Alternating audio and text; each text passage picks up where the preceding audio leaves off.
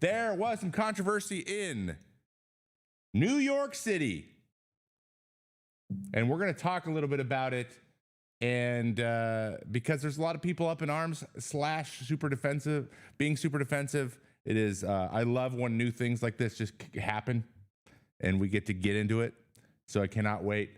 But it has been named Batgate by the internet because you know how quick they are with that stuff.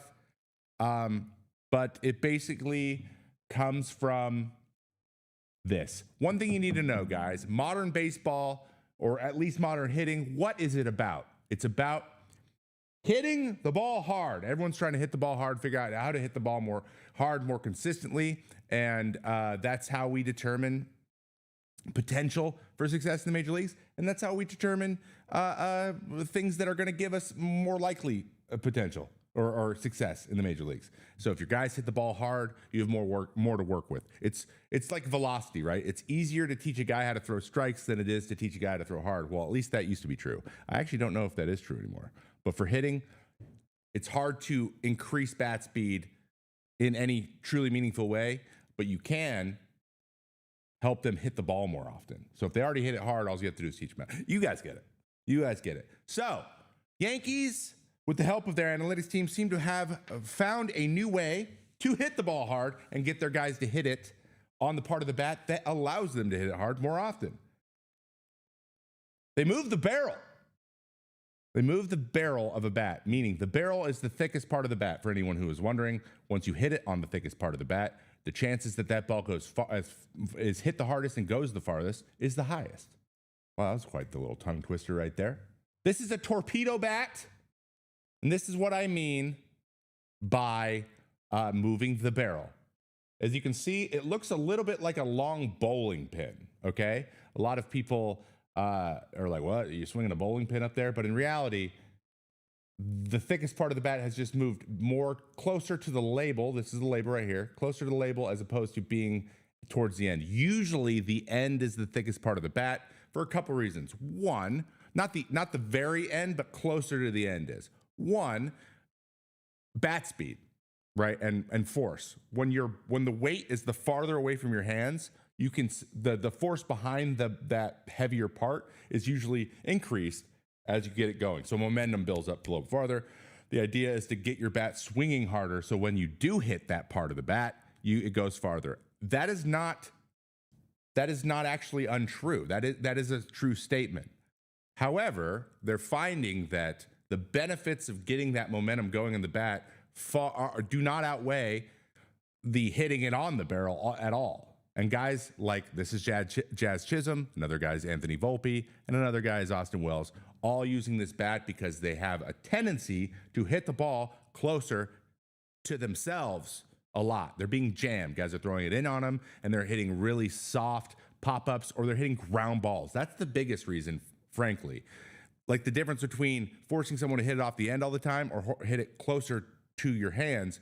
When you're closer to your hands, it's on the ground a lot more than it is when it's on the end. And you don't want to hit the ball on the ground all the time. Like, that is not what you want. But even if you hit it hard, that's the one thing that really negates hitting the ball hard is hitting it on the ground. So we're trying to get the ball in a line drive or higher. Obviously, home runs. It's Yankee Stadium. It's built for home runs. All this kind of makes sense. So they moved this barrel. Now, a lot of people are not happy.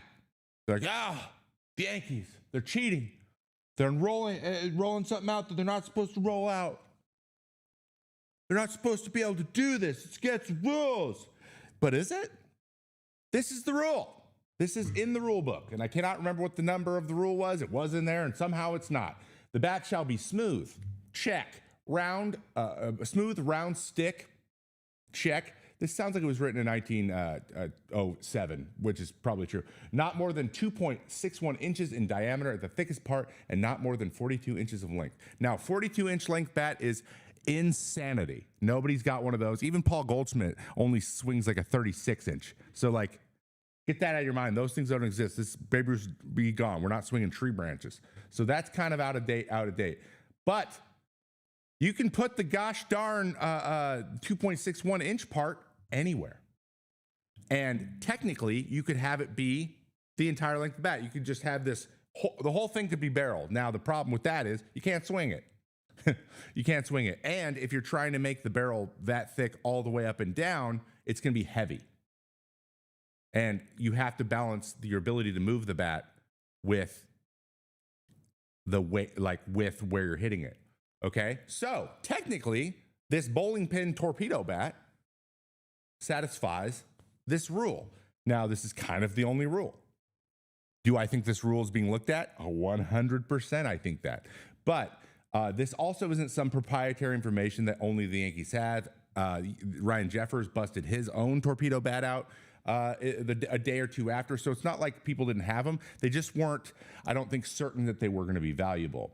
But there is one guy that I think it has helped, and I noticed immediately, and that's Anthony Volpi. So I had to prepare to face him his rookie year. One very, very obvious thing to me was not that he has a big swing, but he is easily jammed because he is unable to get his hands turned over just naturally. His natural swing is to right center. So when things he pulls, he has to get it way out in front. It's kind of like Joey Votto. Joey Votto struggled to pull the ball around like the foul pole because his hands didn't break early enough to do it, like turn over where your barrel starts to aim that way. Volpe's the same way. He keeps his hands through and later. And that's just his natural way. People naturally swing the way they swing, but what that does is that opens them up to people getting in on him. This is Anthony Volpi from 2024, and this is his average exit velo based on his contact made at these spots. If you notice, this entire inner third of the plate is green. Green is slower than yellow. Obviously, there's not going to be a ton of red there. The only person with a lot of red is like Ohtani and Judge, right? They hit the ball 100. It's like 110s max. Like most guys don't get near 110.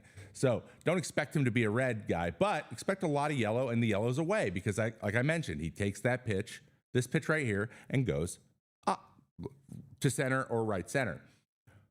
The problem is when he get closer to him, it got softer because he was hitting it on the label. Now, I know this is a small sample size, but this is now his exit velo this year. A little bit more close to him, a little bit harder. Even this is green, and this is green. Like, yes, this is still going to be a pitch he can handle well because it's a pitch he already handled well, but now he's getting this one.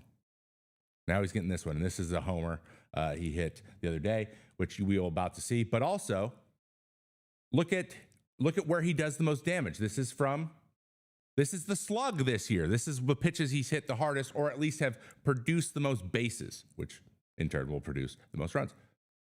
Bang! That is where his softest exit velos were last year, and now he's hit the ball hard a bunch of times right there. Both of his homers are up here, actually. I think both of his hits. He's got 2 hits. He's got 2 home runs. So I know it's small sample size. We don't like that usually, but this is an indicator. Now, this is the homer. See what I mean with the swing? Right center. Now he can handle that pitch that's up and in the top right corner of the zone and take it to where he hits it the hardest because that the label is now his barrel, or at least closer. I love that. I think it's amazing. It's really interesting. But is it illegal? No, it's not. I am interested to hear your guys' thoughts on this. Lots of people have their conversations both ways, but the interesting thing about all this to me, the way that this is so obviously like a benefit and that no one's done it yet. And I think everyone just assumed it was against the rules because obviously it feels like it is. Like, that's got to be against the rules. And technically it's not. So now where can we move the barrel? Now what else can we do if we can move the barrel? What can we do with gloves to make you field it better? Like, how can we update equipment to fulfill some of these things we're searching for? That is going to be now an ongoing conversation. They open Pandora's box, especially for hitters. And I'm going to be another interesting thing to pay attention to, that if you move the barrel closer, does that make those pitches away less valuable now? Does that end of that bat become the label? Is there an opportunity to get you now down and away out in the zone a lot more than you were able to do because you were able to reach that pitch? I don't know, but we're going to find out soon.